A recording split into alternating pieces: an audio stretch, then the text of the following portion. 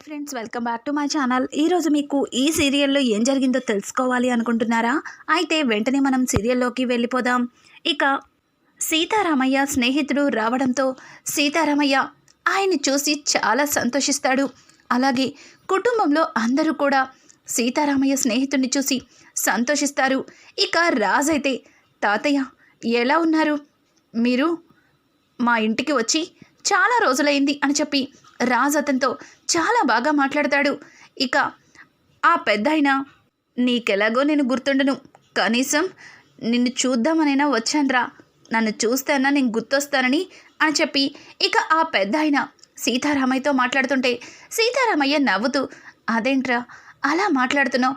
అదేం లేదు, ఇప్పుడు అందరూ బాగున్నారా అని చెప్పి సీతారామయ్య ఆ పెద్దాయనతో మాట్లాడుతూ ఉండగా ఇక ఆ పెద్దాయనైతే, నేను మీ తాతయ్య కలిసి 50 ఏళ్ళు బిజినెస్ చేశాం, కానీ ఇప్పుడు మా మనవడు మీ కంపెనీకి ఇచ్చిన ప్రాజెక్ట్ని క్యాన్సిల్ చేసుకున్నాడు. సావంత్ గ్రూప్ ఆఫ్ కంపెనీ వాళ్ళకి ఆ ప్రాజెక్ట్ని ఇచ్చాడు అని చెప్పడంతో, అదేంటి తాతయ్య, శ్రీకాంత్ మన కంపెనీతో ఉన్న ప్రాజెక్ట్ని క్యాన్సిల్ చేశారా అని ఇక రాజ్ అయితే చాలా ఆశ్చర్యంగా అడుగుతుంటాడు. ఇదంతా ఇలా ఉండగా రాహుల్ చాలా టెన్షన్ పడుతూ ఉంటే రుద్రని ఆశ్చర్యంగా చూస్తుంది. ఇక అవును, శ్రీకాంత్ మీ కంపెనీతో ఉన్న ప్రాజెక్టులన్నీ క్యాన్సిల్ చేసుకున్నాడు అని అడగడంతో, అంత కష్టం ఏమొచ్చింది తాతయ్య, అసలు ఏమైంది? ఇప్పుడు మీరు తాతయ్య కలిసి ఎలా అయితే బిజినెస్ చేసేవారు, శ్రీకాంత్ నేను కూడా అంతకంటే బెస్ట్గా బిజినెస్ని రన్ చేస్తున్నాం, మరి ఉన్నట్టుండి శ్రీకాంత్ అంత పెద్ద నిర్ణయం తీసుకోవడం ఏంటి అని అంటుంటే, రాజ్, కంపెనీలో ఏ కష్టం వచ్చినా దాన్ని తెగించి నిలబడవచ్చు, కానీ అవమానం జరిగిన చోట ఎవ్వరు కూడా నిలబడలేరు. అది వాళ్ళ ప్రెస్టేజీ మీదే దెబ్బ కొట్టినట్టు అని చెప్పి ఇక ఆ పెద్ద ఆయన చెప్పడంతో, ఏమైంది తాతయ్య, శ్రీకాంత్కి మన కంపెనీలో అవమానమా?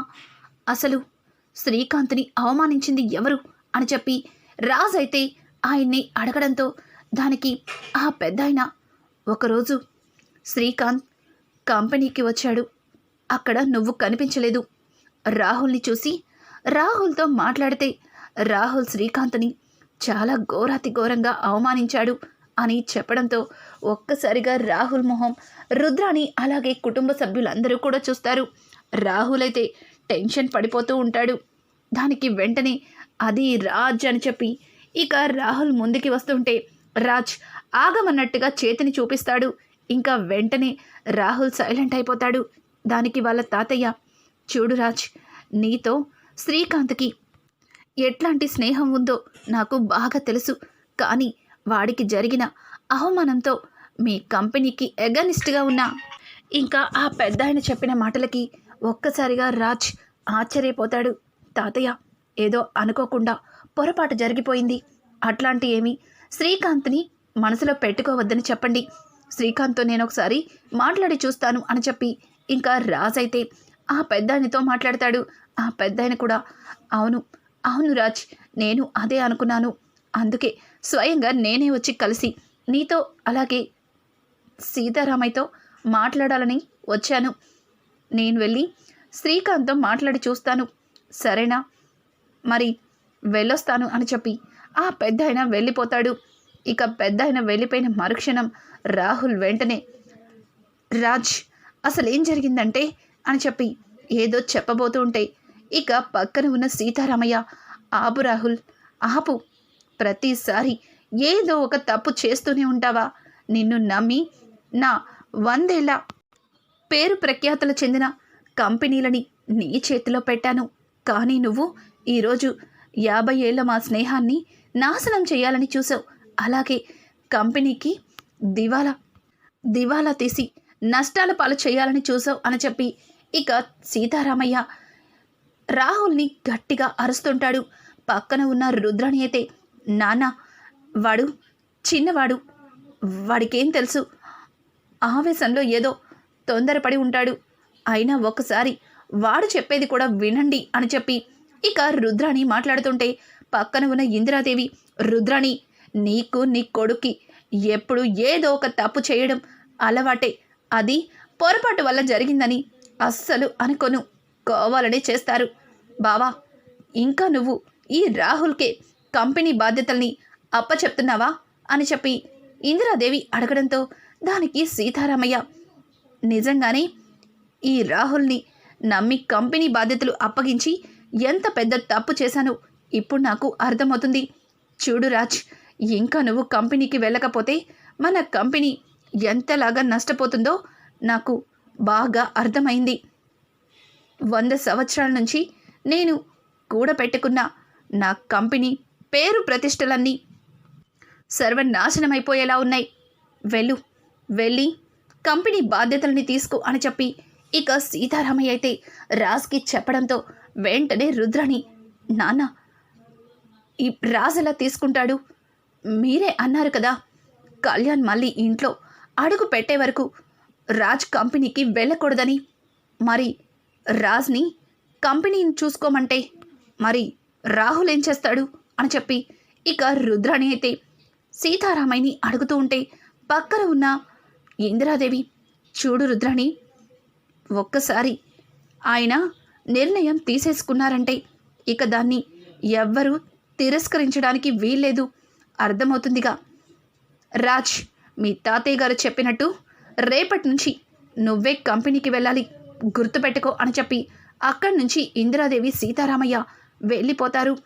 ఇక రుద్రాణి అయితే, అదేంటి నేను ఇంతలా మాట్లాడుతున్నా నన్నెవరు పట్టించుకోరేంటి అని అంటూ ఉంటే ధాన్యలక్ష్మి, చూడు రుద్రాణి, కళ్యాణ్ కోసం రాజ్ని ఆఫీస్కి వెళ్లకుండా ఆపాను.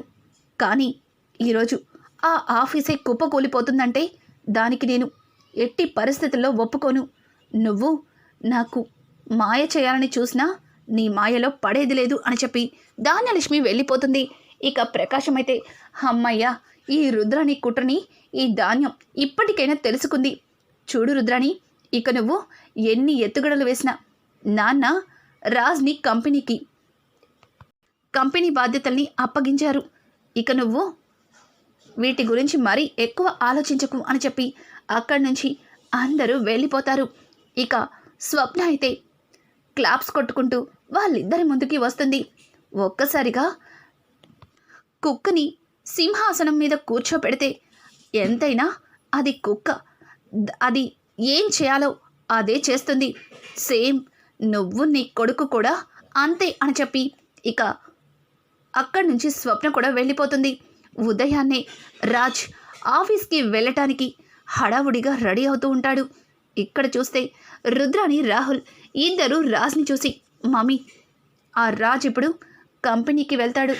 ఇప్పుడు అక్కడ నేను చేసినవన్నీ తెలుసుకుంటాడు.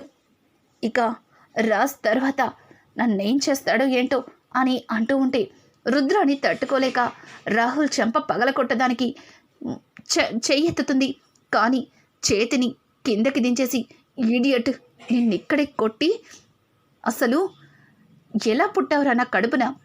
నిన్ను రాజ్ కంటే గొప్పవాడని అనిపించుకోమన్నా, కానీ కనీసం ఆఫీస్కి బయట నుంచుండే వాచ్మెన్ కంటే కూడా నీచమైన వాడివని అందరూ అనుకునేలా చేసుకున్నావు. ఛీ, అసలు నీ గురించి మాట్లాడాలంటేనే నాకు చాలా కోపంగా ఉంది. నీకు నీ పెళ్ళం స్వప్ననే కరెక్ట్ అని చెప్పి రుద్రాణి అక్కడి నుంచి వెళ్ళిపోతుంది. ఇక రుద్రాణి అలా వెళ్తుంటే, ఆగు మమ్మీ, ఆగు, ఏదో దొరికిన అవకాశాన్ని మిస్ చేసుకోకూడదని చెప్పి చెయ్యవలసినవన్నీ చేసేసాను. కానీ ఇలా అన్ని విషయాల్లో దొరికిపోతానని అస్సలు అనుకోలేదు.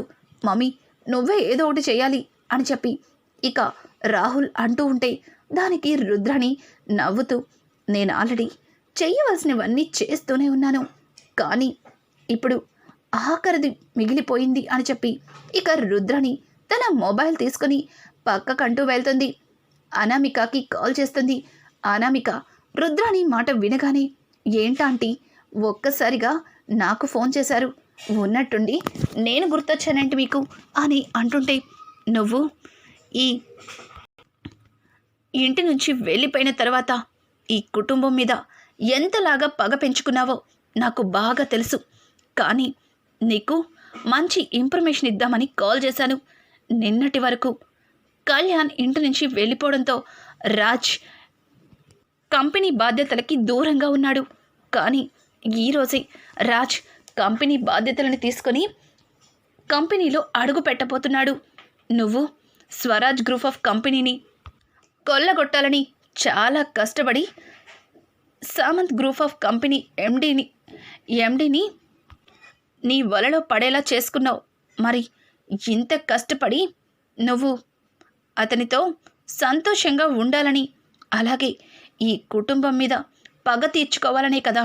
మరి రాజ్ కంపెనీకి వస్తే నీ పగ తీరుతుందా, నువ్వు అనుకున్నది నెరవేరుతుందా అని చెప్పడంతో దానికి అట్నుంచి అనామిక వెటకారంగా నవ్వుతూ, అయ్యో ఆంటీ, మీరు లేట్గా ఫోన్ చేశారు, కానీ ఇక్కడ నేను చెయ్యవలసినవన్నీ చేసేశాను. కాకపోతే రాజ్ రావడం మరింత ఇంట్రెస్టింగ్. భర్త వస్ భార్య అని అనడంతో, ఏంటి భార్య? నీకు తెలీదనుకుంటా, కావ్య ఇంటి నుంచి వెళ్ళిపోయింది. తనిప్పుడు తన పుట్టింట్లోనే ఉంది అని చెప్తుంటే, మీకు లేటుగా ఇన్ఫర్మేషన్ వస్తుందేమో, నాకు వెంటనే వచ్చేస్తుంది. అందుకే కదా కావ్యని అడ్డం పెట్టుకుని తను వేసే డిజైన్స్ని సామంత్ గ్రూప్ ఆఫ్ కంపెనీకి ఎంత ఇంపార్టెంటో తెలుసుకొని చెయ్యవలసినవన్నీ చేసేశాను అని చెప్పి ఇక అనామిక జరిగినవన్నీ చెప్తుంది. ఒక్కసారిగా అనామిక మాటలు విని రుద్రాణి చాలా సంతోషిస్తుంది.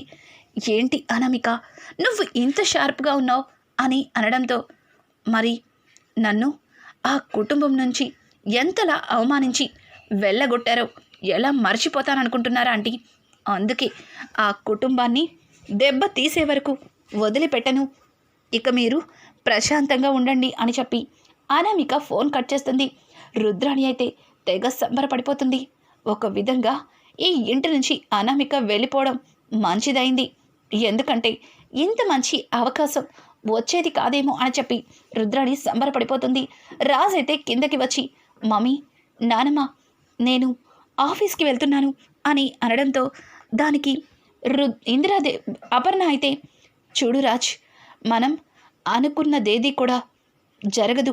ఒక్కొక్కసారి అనుకోనివి కూడా జరుగుతాయి. నువ్వు కంపెనీకి వెళ్లకుండా ఆగిపోవాల్సి వస్తుందని ఏ రోజన్నా అనుకున్నావా? కానీ నువ్వు వెళ్లకుండా ఆగిపోవాల్సిన పరిస్థితి వచ్చింది.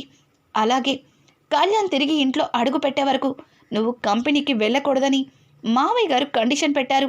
కానీ అదేదీ జరగలేదు. కానీ నువ్విప్పుడు కంపెనీకి వెళ్తున్నావు అంటే మనం అనుకున్నది ఎప్పుడూ కూడా అనుకునేలా జరగదు. కొన్ని అనుకోనివి జరుగుతాయి. ఇక నుంచి నువ్వు కంపెనీ బాధ్యతల్లో జాగ్రత్తగా ఉండాలి. ప్రతిదీ కూడా నువ్వు దగ్గరుండి చూసుకోవాలి అని చెప్పి అపర్ణ చెప్పడంతో పక్కన ఉన్న ఇందిరాదేవి అయితే, చూడు రాజ్, మీ తాతయ్య గారు 100 ఏళ్ల పరువు ప్రతిష్ట పేరు ప్రఖ్యాతల్ని నువ్వు రెట్టింపు చేశావు. ఇక ఆ బాధ్యతను నువ్వు ఖచ్చితంగా నిర్వర్తిస్తావని నీ మీద నమ్మకం ఉంది. వెళ్ళు, జాగ్రత్తగా వెళ్ళు. ఆ రాజ్, మర్చిపోయాను, చాలా రోజుల తర్వాత ఆఫీస్కి వెళ్తున్నావు. ఒక్కసారి గుడికి వెళ్ళరా, గుడికి వెళ్ళి ఆ తర్వాత ఆఫీస్కి వెళ్ళు అని చెప్పి ఇక అపర్ణ చెప్పడంతో, సరే మమ్మీ, మీరన్నట్టుగానే గుడికి వెళ్ళే ఆఫీస్కి వెళ్తాను అని చెప్పి ఇక రాజ్ అయితే గుడికైతే బయలుదేరతాడు. ఇక్కడ చూస్తే కావ్య కూడా ఈరోజే మొదటి రోజు ఆఫీస్లో అడుగు పెట్టబోతున్నాను, ముందుగా గుడికి వెళ్ళి ఆఫీస్కి వెళ్తాను అని చెప్పి కావ్య కూడా ఇక గుడికి అయితే వెళ్తుంది. ఇద్దరు ఒకరికి తెలియకుండా ఒకరు అదే గుడికైతే వస్తారు. బహుశా అదేనేమో భార్యాభర్తల బంధం. ఇక కావ్య రాజులిద్దరూ దేవుడికి నమస్కరించి ఒకేసారి దేవుడి దగ్గర ఉన్న గంట కొట్టబోతుంటే అనుకోకుండా ఒకరి మొహాలు ఒకరు చూసుకుంటారు. ఏయ్ నువ్వా అని చెప్పి రాజ్ ఒక అడుగు వెనక్కి వేస్తాడు. అలాగే కావ్య కూడా, అసలు నేనెక్కడికెళ్తే అక్కడికే వస్తారేంటి, మీరు కావాలని నన్ను ఫాలో చేస్తున్నారు కదా అని చెప్పి కావ్య రాజ్ని అడుగుతుంది. రాజ్, అంత లేదు, నాకెందుకో నీ మీదే అనుమానంగా ఉంది. నిన్ను ఇంటి నుంచి వెళ్ళగొట్టానని, కావాలని ఎక్కడా నాకు ప్రశాంతత లేకుండా ఉండడానికి నువ్వు నన్ను ఫాలో చేస్తున్నావేమో అనిపిస్తుంది. లేకపోతే మనశ్శాంతి కోసం గుడికి వస్తే ఇక్కడ కూడా నువ్వేనా దయ్యంలాగా అని చెప్పి రాజైతే ఇక కావ్యని విసుక్కుంటూ ఉంటాడు. కావ్య, చూడండి, నేను దేవుడి దగ్గర దీవెనల కోసం వచ్చాను, మీతో గొడవకి రాలేదు అని చెప్పి అక్కడి నుంచి కావ్య మోహన్ చిరాగ్గా పెట్టుకొని ఈయనతో నాకెందుకు గొడవ అన్నట్టుగా వెళ్ళిపోతుంది. రాజ్ కూడా కావ్య వైపు సీరియస్గా చూస్తూ తను కూడా రెండో వైపుకి వెళ్ళిపోతాడు. ఇలా ఇద్దరి దారులు వేరైనా వాళ్ళిద్దరి మధ్యలో దేవుడు వేసిన బ్రహ్మముడి వల్ల ప్రతిసారి కూడా ఇద్దరు ఒక్కటవుతూ ఉంటారు. ఇంకా ఇక్కడ చూస్తే రాజ్ కంపెనీకి వెళ్ళడంతో కంపెనీలో అందరూ కూడా రాజ్ని చూసి చాలా సంతోషిస్తారు. రాజ్ గారిని చూసి, చాలా రోజులైంది సార్, ఇన్ని రోజులకి మీరు రావడం మాకు చాలా హ్యాపీగా ఉందని చెప్పి కంపెనీలో అందరూ కూడా రాజ్ని పొగడేస్తుంటారు. ఇక్కడ చూస్తే కావ్య కూడా తను అనుకున్నట్టు తన కొత్త కంపెనీలో అడుగు పెడుతుంది. ఇక కావ్య మొదటి రోజే డ్యూటీలో జాయిన్ అయ్యి ఒక అందమైన డిజైన్స్ని వేసి ఇంకా మేనేజర్కి అయితే ఇస్తుంది. ఆయన వాటిని చూసి చాలా సంతోషిస్తాడు. చూడండి, మీరు వేసిన డిజైన్స్ చాలా అందంగా ఉన్నాయి, కానీ ఈ డిజైన్స్ సరిపోవు. మన కంపెనీ చాలా చిన్నది. మన కంపెనీ నుంచి వెళ్ళే డిజైన్స్ పెద్ద కంపెనీల వాళ్ళు గుర్తించాలి అంటే మరిన్ని కావాలి అని చెప్పి ఆ మేనేజర్ కావ్యతో మాట్లాడతాడు. దానికి కావ్య సంతోషిస్తూ, మీరు నా కళని గుర్తించారు, ఇవే కాదు మరిన్ని డిజైన్స్ వేసిస్తాను, మీరు ప్రతిసారి మీది చిన్న కంపెనీ అని బాధపడనక్కర్లేదు, ఇదే కంపెనీ మీకు పెద్దదవ్వచ్చు, మీరు ముందు వీటిని పై ఆఫీసర్లకి చూపించండి అని చెప్పి కావ్య ఇక ఎప్పట్లానే తన టేబుల్ దగ్గర కూర్చుని డిజైన్స్ గీస్తూ ఉంటుంది. ఇక అతనైతే చాలా హడావుడిగా అనామిక అలాగే సామంత్ ఉన్న క్యాబిన్లోకి వెళ్తారు. ఆ డిజైన్స్ని చూపించడంతో దానికి సామంత్, వావ్, బ్యూటిఫుల్, చాలా బాగున్నాయి, ఇంతవరకు ఇట్లాంటి డిజైన్సే చూడలేదు, అందుకేనేమో ఇట్లాంటి డిజైన్స్ వల్లే ఆ స్వరాజ్ గ్రూప్ ఆఫ్ కంపెనీ అంత గొప్ప పేరులో ఉంది. ఇక దాన్ని ఎలా కొల్లగొట్టాలో నాకు బాగా అర్థమైంది అని అంటుంటే, నేను చెప్పాను కదా డార్లింగ్, నాకు బాగా తెలుసు ఆ కావ్య డిజైన్స్కి ఎంత వాల్యూ ఉందో. ఇప్పుడు ఆ కావ్యని మనకి ఒక బంగారు గుడ్లు పెట్టి బాతు లాంటిది, తనని జాగ్రత్తగా చూసుకోవాలి. ఈ డిజైన్స్తో తన భర్త కంపెనీని కొల్లగొడుతున్నామని తెలిసిన మరుక్షణం కావ్య మనకి ఎదురు తిరుగుతుంది. ఎట్టి పరిస్థితుల్లో మా గురించి బయటికి రాకూడదు అని చెప్పి తన మేనేజర్కి గట్టిగా చెప్తుంది. మేనేజర్ కూడా, ఓకే మేడం, మీరు ఎలా చెప్తే అలా, కానీ మేడం అని చెప్పి ఆయన ఏదో సైగ చేస్తుంటే ఇక సామంత్ నవ్వుతూ, చూడు మేనేజర్, అర్థమైంది, నీకు రావాల్సిన డబ్బు నీ అకౌంట్లోకి ట్రాన్స్ఫర్ అయిపోతుంది, నువ్వు వెళ్ళు అని చెప్పి అతన్ని అక్కడి నుంచి వెళ్ళమంటాడు. ఇలా అంచెలంచెలుగా Samant group of company Raj కంపెనీని ఢీ కొట్టే పొజిషన్లో వస్తుంది. ఒక్కసారిగా సామంత్ గ్రూప్ ఆఫ్ కంపెనీ షేర్లన్నీ కూడా నెంబర్ 1 పొజిషన్లో ఉంటాయి. అంచెలంచెలుగా రాజ్ కంపెనీ షేర్లన్నీ పడిపోతూ ఉంటాయి. రాజ్కి ఏమీ అర్థం కాదు. ఇవ్వవలసిన టయానికి కావ్య లేకపోవడంతో డిజైన్స్ ఇవ్వలేకపోవడం, అలాగే తన కంపెనీ అంచెలంచెలుగా డౌన్ అవ్వడం రాజ్ తట్టుకోలేకపోతుంటాడు. రానున్న ఎపిసోడ్స్లో తిరిగి మళ్ళీ కావ్యని రాజ్ తన కంపెనీకి ఎలా తీసుకువెళ్తాడు, ఇక స్వరాజ్ గ్రూప్ ఆఫ్ కంపెనీని కొల్లగొట్టి నెంబర్ 1 పొజిషన్లో సామంత్ గ్రూప్ ఆఫ్ కంపెనీని నిలబడుతుందా? ఇక ఇట్లాంటి లేటెస్ట్ ఎపిసోడ్స్ మరిన్ని మీరు ముందుగా కావాలి అనుకుంటే మా ఛానల్ని సబ్స్క్రైబ్ చేసుకోవడం మాత్రం మర్చిపోకండి.